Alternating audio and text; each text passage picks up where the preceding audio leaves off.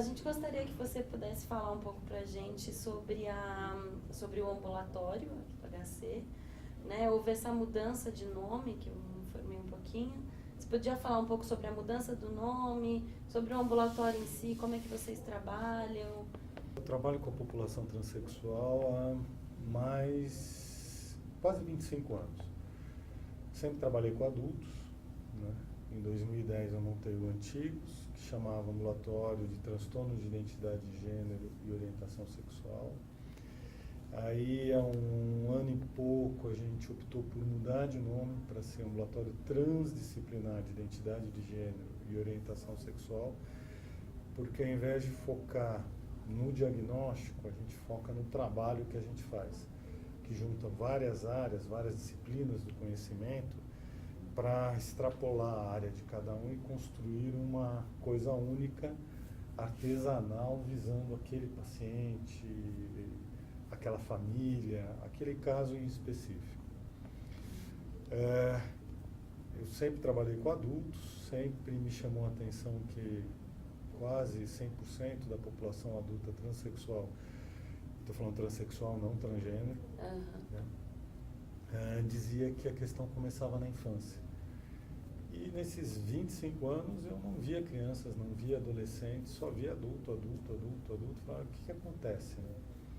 Aí em 2010 montei um ambulatório para adultos. No final de 2010 chegaram os primeiros adolescentes e no final de 2011 a primeira criança.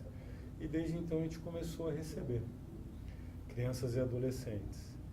E é um outro foco, são outras populações completamente distintas, com demandas distintas da população adulta. E aí eu comecei, eu sei que é perigoso falar de sonho para psicanalista, mas assim, eu comecei a sonhar em parar de atender a população adulta. Por quê? As cirurgias do SUS são poucas, são 12 novas cirurgias aqui no HC, mais 12 novas cirurgias no Mário Covas, no Hospital Mário Covas, no ABC, então são 24 novas cirurgias por ano, muito pouco para a população. Tem outros centros que já trabalham, outros ambulatórios que trabalham com a população adulta, e não tinha ninguém no Brasil trabalhando com crianças e adolescentes. Aí eu tive o sonho assim, fechar para adultos e trabalhar com crianças e adolescentes.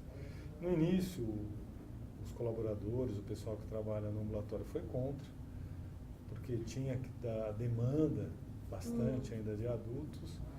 Mas aí no final do ano passado, no final de 2015, todo mundo concordou comigo que tinha que fechar para adultos e focar em crianças e adolescentes, porque a demanda tinha aumentado muito, a procura para o ambulatório, e é uma área que não tem no Brasil. Então assim, a gente começou em 2010, 2011, há um ano e meio no Rio Grande do Sul, a Marinês Lobato começou também um trabalho. Mas o Rio Grande do Sul é um estado complexo, né? Porque apesar de ter a legislação mais avançada para a população LGBT, é um estado bem conservador. Então é um ambulatório muito pequeno ainda. E lá embaixo, né? A gente ainda ocupa uma posição central que favorece as pessoas chegarem até São Paulo. Então, desde dezembro, a gente dá conta dos pacientes adultos que já tinham entrado no ambulatório, a gente vai terminar o processo deles. E o foco maior agora é para crianças e adolescentes. Como você acha que a gente pode pensar esse aumento da demanda de crianças e adolescentes? Porque você disse que ao início não aparecia. É a mesma questão, por exemplo, da população adulta transexual. Por conta da história da transexualidade no Brasil, dos processos da época da ditadura, processos contra os médicos que operavam, se criou um estigma de que é pepino trabalhar com transexual. É complicado. Já é uma população difícil per si, por conta de tudo que envolve a transexualidade, especialmente as questões sociais. Mas tinha esse cuidado médico, não vale a pena lidar. Em 97, quando o Conselho Federal de Medicina fez a primeira resolução, aí os transexuais começaram a aparecer e buscar.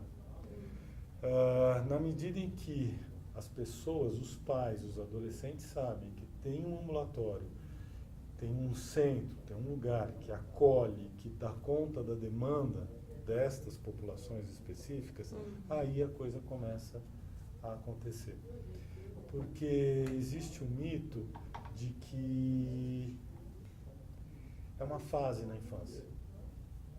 Né? Então, assim, muitos psicólogos que não têm formação específica, uma formação muito precária, falam isso, não avaliam a situação, não avaliam a questão familiar.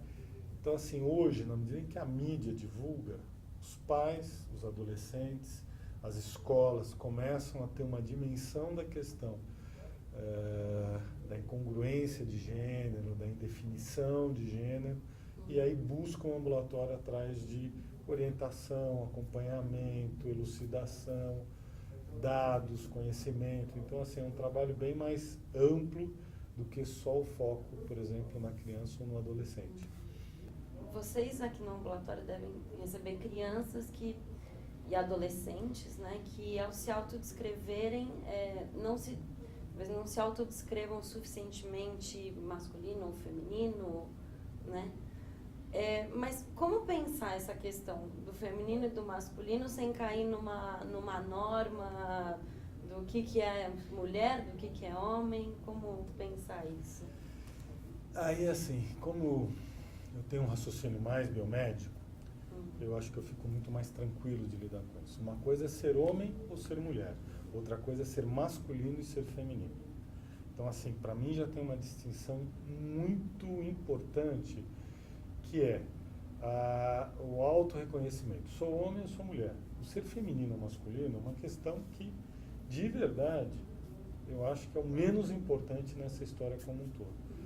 Porque se a gente for ver hoje a população mundial brasileira, existem mulheres que são mais masculinas, mais femininas, homens mais femininos, mais masculinos.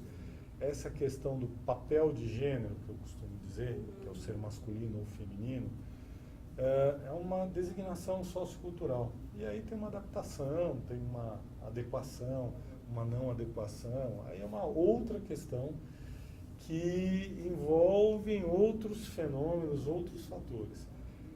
O que a gente aborda com muito mais cuidado é esse autorreconhecimento. Eu sou um homem, eu sou uma mulher. Porque isso envolve a sua identidade de gênero. Que não tem como traduzir, definir, explicar, mas é um autorreconhecimento e que a gente tenta, junto com essas crianças e esses adolescentes, não forçar para cá ou para cá, mas facilitar que essa autodefinição fique mais evidente. Quais são as questões que envolvem essas duas populações? As crianças não buscam um ambulatório. Quem busca um ambulatório são os pais, são as famílias, que percebem uma questão nas brincadeiras, nos trejeitos, na maneira como a criança se autodefine. E aí busca um ambulatório para ter uma orientação, para ter um auxílio, o que a gente faz, como a gente não faz. E uma das primeiras coisas que na triagem eu já me preocupo é aliviar a questão da culpa. Porque os pais chegam muito culpados, o que eu fiz de errado ou o que eu não fiz com essa criança. Eu falo, olha, não tem o que você tenha feito ou não tenha feito. Eu acredito numa base biológica para essas questões de identidade de gênero. Porque começam muito cedo, 1 ano e pouco, 2 anos de idade. Então, assim, e hoje em dia tem uma série de estudos falando dessas bases biológicas, desse tipo de comportamento. Então eu falo, não tem o que você fez ou o que você deixou de fazer. É quem a criança é. Então vamos lidar com quem a criança é, vamos acompanhar, vamos observar. E o bom de criança é que não tem nenhuma intervenção que a gente possa fazer que defina, que nós possamos definir pela criança ou pela família. No final, o que a gente faz é acompanhar a criança, facilitar os pais a lidar com essas indefinições, facilitar o campo escolar, onde essa criança se insere, a lidar com essas dificuldades da criança se definir até ela poder ter uma definição. A grande questão é a puberdade, porque aí na puberdade tem a mudança física, que é a definição biológica. E a gente já sabe que essa definição biológica, se ela não é congruente com a identidade de gênero, se o corpo é masculino, mas a identidade de gênero é de uma mulher, vai ser muito complicado. Vai exigir um custo do Estado, um custo de acompanhamento, de mudanças físicas muito maior se for uma questão transexual. Então a gente tenta, se não tem uma definição diagnóstica, a gente faz um bloqueio, prolonga essa infância, agiliza, aprofunda a pesquisa, o acompanhamento, para ter uma definição. Se são incongruentes, a gente segue a definição da identidade de gênero, a questão mental, não a biológica. E aí vai tomar hormonioterapia, vai fazer hormonioterapia no sentido de adequação. E é muito mais fácil, nesse momento, você adequar o teu fenótipo à tua identidade de gênero. Se não tem essa definição, ou se chegou a essa congruência, aí suspende o bloqueio, a biologia segue seu curso.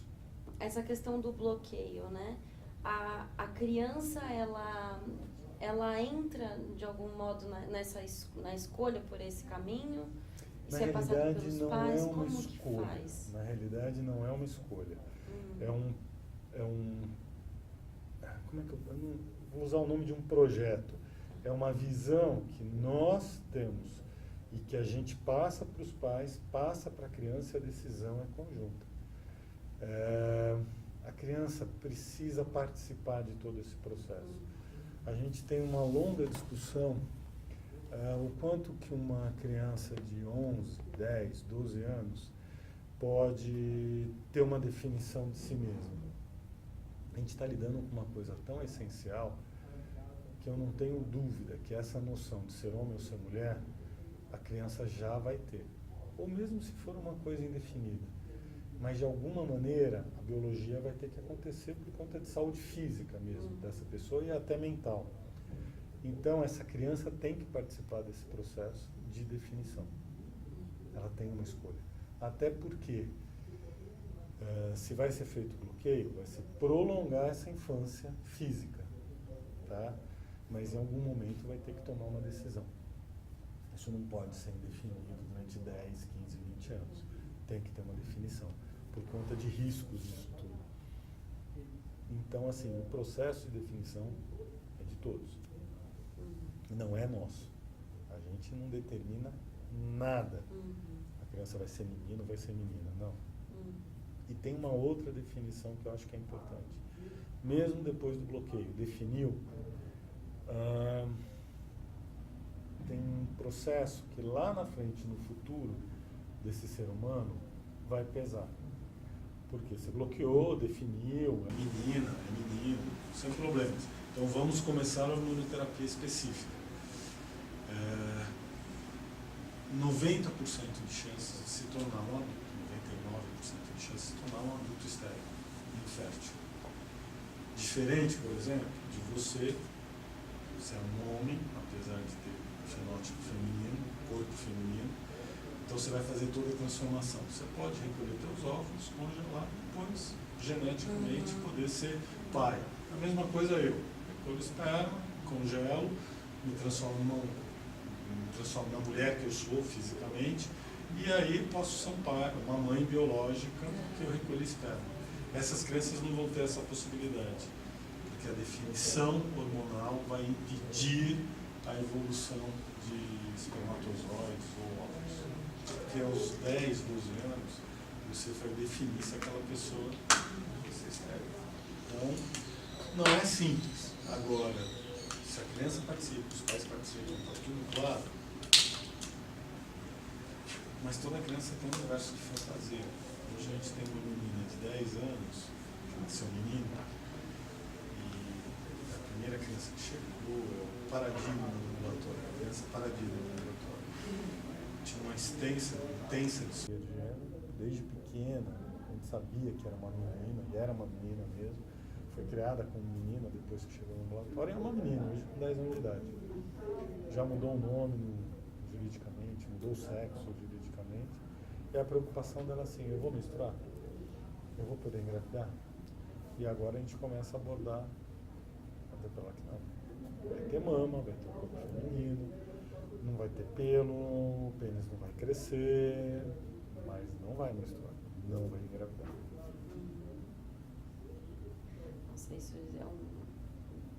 um choque de realidade. É um choque de realidade difícil, mas que a criança tem que saber. Aos 10, 12 anos, o que vai ser a vida dela. Não dá pra gente fazer as coisas sem prepará-la. A adolescência, você acha que tem algum tipo de efeito nessas questões todas da identidade de gênero? A adolescência é um período de experimentação. E aqui, por exemplo, eu não conheço, nesses 25 anos de trabalho meu, um adulto que se diga em gênero não binário, que não tenha uma comorbidade psiquiátrica, que não tenha um transtorno de identidade borderline, paranoide, algum outro transtorno psiquiátrico. Não conheço. Se alguém me apresentar, vou dar a mão à palmatória, mas não conheço. Adolescente é diferente, porque a adolescência é um período de experimentação. Então, transa com homem, transa com mulher, transa com travesti, transa com transexual, transa consigo mesmo, transa com unicórnio, transa com quem quiser, e que tudo é importante para ajudar na autodefinição, na autodescoberta. Então, na adolescência, se dizer gênero não binário, ok, porque está num processo de definição, tá? Então, a adolescência é uma característica muito importante. Mas a gente, vai ser interessante esse nosso trabalho, porque hoje a gente recebe adolescentes que passaram pela puberdade biológica que já estava determinada. Então, enfrenta todo um processo de adequação social, adequação ao seu corpo, de mudança, que é muito característico. E a gente vai ter essas crianças que estão crescendo, chegando na puberdade e que vão passar por uma adolescência muito mais congruente. E aí a gente vai ter a possibilidade de lidar com esses adolescentes na identidade de gênero que é a deles. Então vai ser muito interessante acompanhar essa população para poder comparar, não sei se eu deixei claro, esses adolescentes que chegam, já adolescentes, e essas crianças que vão se tornar adolescentes que já estão em acompanhamento. Eu acredito que vai ser uma adolescência diferente dessas crianças do que dessa outra população. Agora, vamos ver, a gente está trabalhando, a gente está constituindo esse trabalho aqui no Brasil. E você acha que essa questão o encontro com a sexualidade, com essas diversas experimentações, não volta de algum modo à questão da identidade em si? Sempre vai voltar, mas vai voltar numa outra base. Vai voltar porque esses adolescentes que chegam hoje foram crianças que chegavam com a questão da identidade de gênero, mas muito mal definidas e ajambradas, reprimidas, consideradas erradas, com alto preconceito, que são esquisitos, que são estranhos, que não são o que deviam ser, diferente dessas outras crianças que a gente acompanha na sua evolução da definição. Então, assim, é isso que eu acho que vai caracterizar uma adolescência diferente, talvez muito mais saudável para essas crianças do que para esses adolescentes que chegaram adolescentes e com uma história na infância conturbada e complicada. Tá? Então, eu acho que vão ser duas populações. Agora, mesmo essas crianças que a gente está acompanhando, né, que vão se tornar adolescentes, a adolescência é uma fase de se auto-questionar, mas eu acho que vai ser um auto-questionamento como é para qualquer adolescente cisgênero. Gosto de homem, gosto de mulher, como é que eu faço? Puxa, tenho peito pequeno, tenho peito grande, putz, não tenho pênis, como é que vai ser? Meu clitóris aumentou, não aumentou? Vão ser outras questões que a gente vai poder acompanhar e dar conta junto com eles. Mas eu acho que a adolescência é uma fase de redefinição. Não no básico, mas assim, percebi. que homem eu vou ser, que mulher eu vou ser. A questão a identidade já vai estar mais definida de algum modo, e sobra como questão o que eu faço com esse meu corpo e com essa minha identidade agora, como todo adolescente. Como todo adolescente cisgênero. Entendeu? Diferente dos adolescentes com uma questão de gênero. Eu acho que vai ser mais saudável. você disse em uma entrevista que você foi às vezes acusado de diagnosticar o gênero, né? Então, e a gente sabe bom, que aqui você disse muitas vezes é um acompanhamento, né? A gente não pode dizer que é um tratamento, porque eu nem uso esse termo. Então, como que se lida com esses termos, né, nessa nova configuração? Porque assim, eu acredito no diagnóstico no sentido de me permitir uma intervenção. Diagnóstico é uma palavra importante que não significa que eu estou patologizando alguém. Diagnóstico médico não é sinônimo de doença. Para o mundo, parece que eu tenho um diagnóstico, eu tenho uma doença. Não. Né? Gravidez gemelar, por exemplo, é um diagnóstico médico. Gravidez não é. Entendeu? Porque a gravidez não necessariamente precisa de uma intervenção médica. A gravidez gemelar vai precisar de uma intervenção médica, porque nem sempre chega às 40 semanas. Então vai precisar de um acompanhamento médico muito preciso. Parto, por exemplo, é um diagnóstico médico, porque necessita uma intervenção, mas não é uma doença. Então, acho que tem uma falácia, às vezes, dos movimentos sociais, de falar do diagnóstico como adoecimento, blá, blá, blá. Eu não acho que seja uma doença.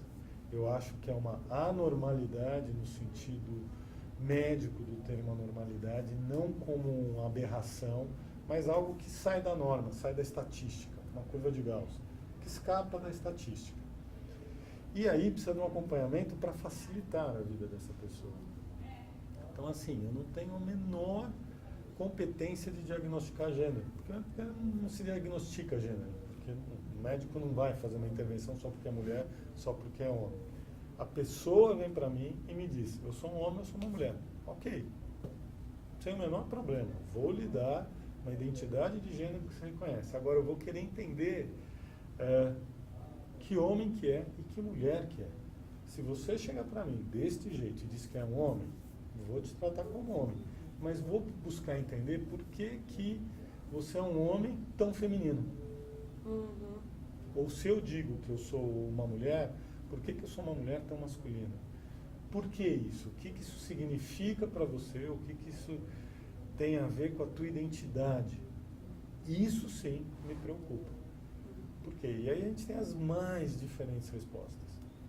Tem gente que coloca no biológico, eu só vou me transformar num homem depois que eu retirar as mamas e tomar hormônio e tiver pelo.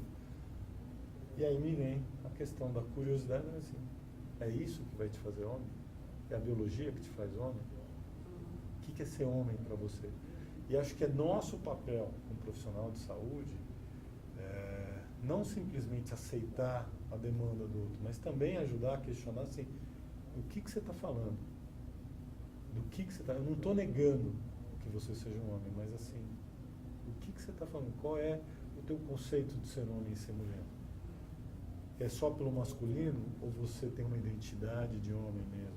Então, nesse sentido, eu acho que eu tenho o papel de questionar mesmo, porque são atitudes, intervenções que a gente vai ter, que algumas são reversíveis, mas algumas são irreversíveis. E não dá para você propor junto com uma pessoa, junto com alguém, algo que depois essa pessoa vai se arrepender. Não é assim, comprei um carro, não gostei, quero vender. É muito mais sério, você está fazendo uma mudança corporal, você está propondo uma coisa para esse indivíduo, você é co-participante dessa decisão. Eu não acho que é tão simples. Então, qualquer mudança corporal, eu acho que é muito sério. Tem uma repercussão psíquica muito grande. Então, a gente tem que ter um cuidado com isso. Não é que eu tenho o poder de decidir, por exemplo, não quero ter esse poder. A vida é tua, mas eu quero poder participar dessa definição. Já que eu tenho a competência e a possibilidade de te proporcionar essa mudança. Mas vamos juntos aqui lidar com isso. E você acha que isso complica quando a gente fala da infância? Esse questionamento? Aninha, voltando a falar de sonhos para psicanalistas. Eu tinha um sonho de parar de atender adultos, e eu já falei isso para o pessoal no ambulatório. Meu sonho é parar de atender adolescentes, só ficar com as crianças, porque aí você faz um trabalho para facilitar a vida dessas pessoas. E meu sonho é um dia poder encerrar um ambulatório e falar, não precisa. essas crianças estão sendo atendidas no esquema de saúde pública, do jeito que é, todo mundo já lida com isso de outro jeito, reconhece, sabe trabalhar, não precisa ter um ambulatório específico para isso. Mas meu sonho é focar nas crianças, porque você muda a história, você facilita a inserção social, você, junto com as famílias, você facilita a aceitação, o respeito, é mudar a história daquela pessoa. Não sei se é muito ambicioso, mas é um sonho que eu tenho. E a gente está vendo essas questões. As escolas buscando ambulatório para ter informação, para poder trabalhar diferente. Os pais valorizando os encontros, o contato de pais uns com os outros, que aí não ficam tão solitários. É bem legal.